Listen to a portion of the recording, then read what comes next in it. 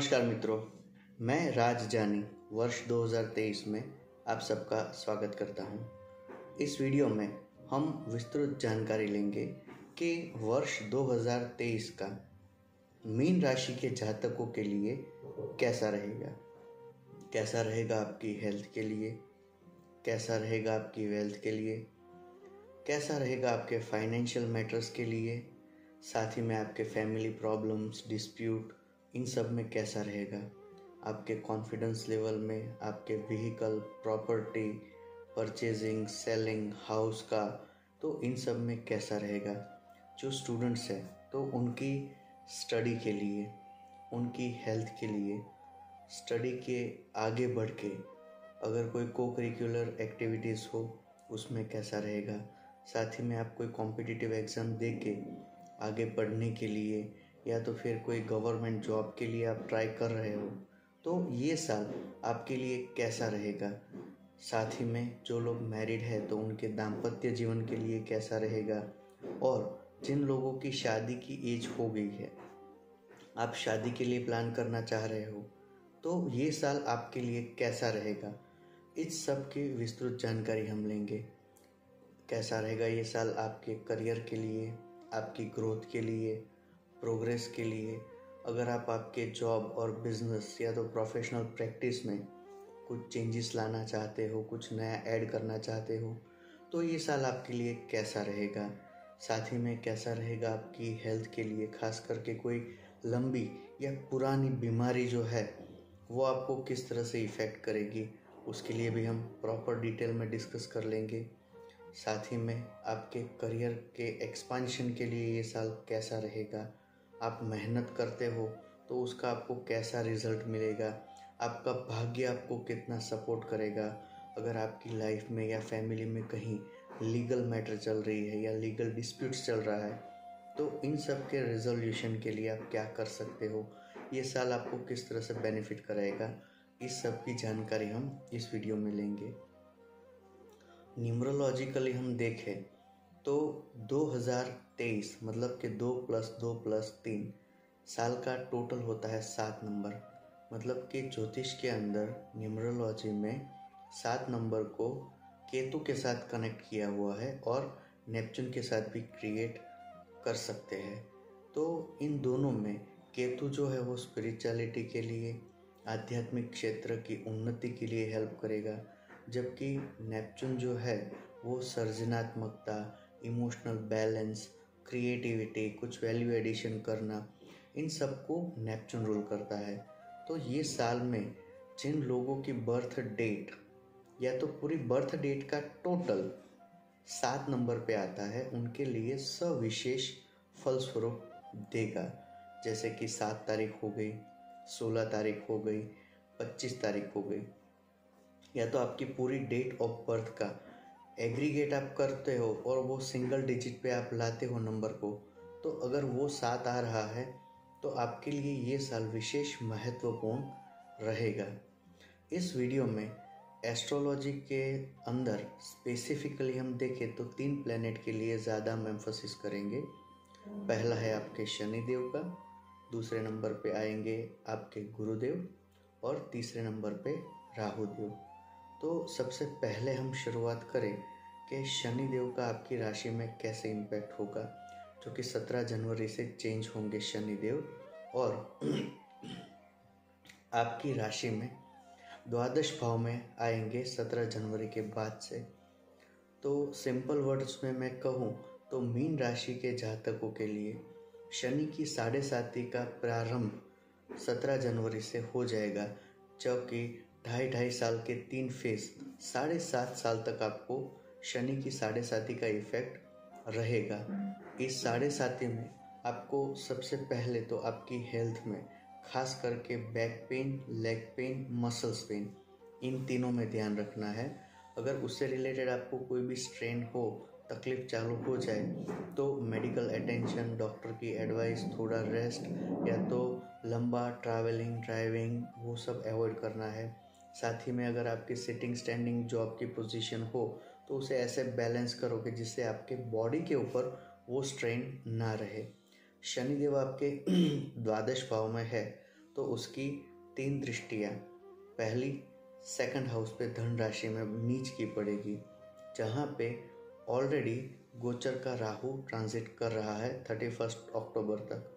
तो आने वाले 2.5 साल तक आपको फाइनेंशियल प्लानिंग ऐसी करनी है कि जिससे आप लीगली डिस्प्यूट में ना आ जाओ। लीगल गारंटी लेना, रिस्पॉन्सिबिलिटी लेना, उसको आपको अवॉइड करना है।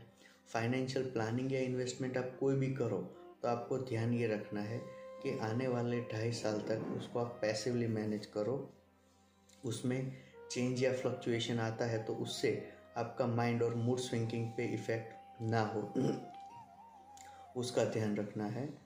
दूसरे नंबर पे शनि देव की 7वीं दृष्टि 6ठे स्थान पे पड़ेगी, शत्रु राशि सिंह में। तो सूर्य के घर में शनि की दृष्टि से आपको शायद शत्रुओं से रिलेटेड कोई मन में परिताप रहे, किसी का टेंशन रहे, किसी के साथ वर्बल मिसकम्युनिकेशन हो जाए, ऐसा पॉसिबल हो सकता है। तो इस टाइम पे आपको पेशेंसली और पॉजिटिवली या तो लीगल डिस्प्यूट्स को अवॉइड करके आपका टाइम पास करना पड़ेगा। और इस टाइम पे खास करके आने वाले 3 या 4 महीने या तो फिर आने वाले 3 साल तक, जनवरी, फरवरी और मार्च, ये 4 महीनों में आपको किसी के साथ फाइनेंशियल प्रॉब्लम ना हो या तो फिर मिसअंडरस्टैंडिंग ना हो, उसका खास ध्यान रखना है, क्योंकि शनिदेव आपको यहाँ पे ज़्यादा इफ़ेक्ट कर सकते हैं। फिर शनिदेव की 10वीं दृष्टि आपके भाग्य स्थान में शत्रु राशि में पड़ेगी, मतलब कि आपका जो भाग्य है उसमें शनिदेव दृष्टि करके थोड़ा आपको भाग्य लेवल पे भी स्ट्रगल कराएंगे। मतलब कि आपको कोई काम डिले होना या स्ट्रगल होना पॉसिबल है। तो अगर ऐसी चीज़ें आप फील करो तो आपको थोड़ा उसमें ध्यान ये रखना है कि अपने आप को एक सेफ़र मार्जिन दे के रखो। मतलब कि कोई भी टाइम पे अगर नहीं होता है तो आप बैकअप का भी एक एक्स्ट्रा बैकअप प्लान करके रखो। इस टाइम पे पैर पे लगना या कमर पे लगना, चोट आना, एक्सीडेंट होना, ये थोड़ा बहुत आपको रहेगा। तो उसके लिए भी आपको prevention is better than cure वही मैं आपको एज ऑफ नाउ सजेस्ट कर सकता हूँ। आप अगर शनिवार के दिन शनिदेव का जो बीज मंत्र है ओम प्राम प्रेम प्रोम सह शनिये नमः, इसका आप मंत्र जाप कर सकते हो। या तो फिर सैटरडे और ट्यूसडे को हनुमान चालीसा बोल सकते हो। घर के अंदर हनुमान चालीसा का पाठ करना या तो फिर बजरंग बाण का पाठ करना, या तो आपके आसपास नेबरहुड में सबके साथ मिलके आप सुंदरकांड का भी पाठ करा सकते हो। उससे भी आपको शनि देव की जो तकलीफ़ है उसमें राहत मिलना चालू हो जाएगा। फिर दूसरे नंबर पे हम डिस्कस करते हैं गुरुदेव का। तो गुरुदेव जो है वो अपनी राशि 22 अप्रैल को चेंज करेंगे। अब तक गुरुदेव जो है वो आपकी ही राशि मीन राशि में थे और उसके बाद आपके धन स्थान में उनका ट्रांजिट हो जाएगा।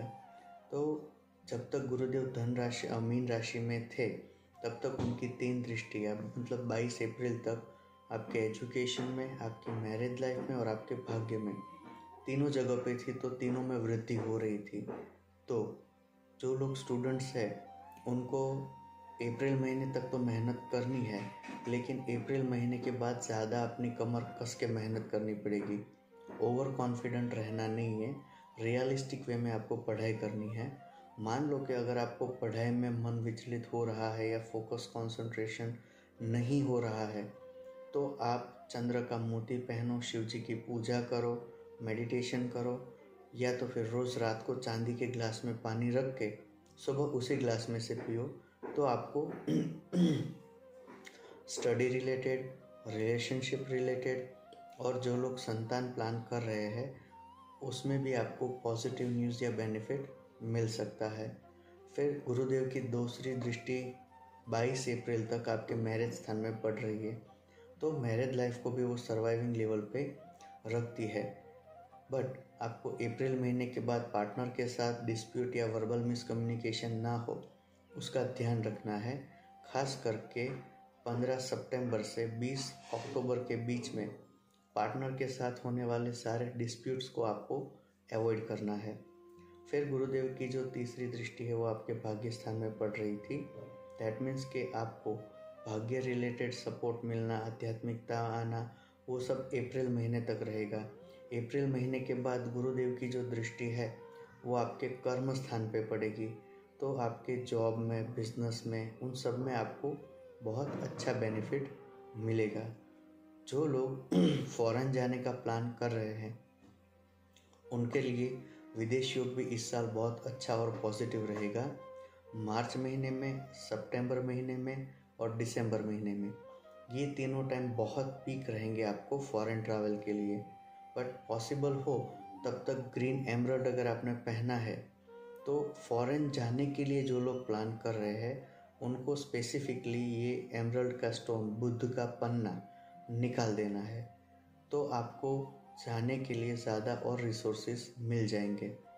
फिर हम बात करते हैं तीसरी जो है वो राहु देव की ट्रांजिट का। तो राहु देव आपके सेकंड हाउस में अक्टूबर महीने तक रहेंगे और केतु आपके अष्टम स्थान में।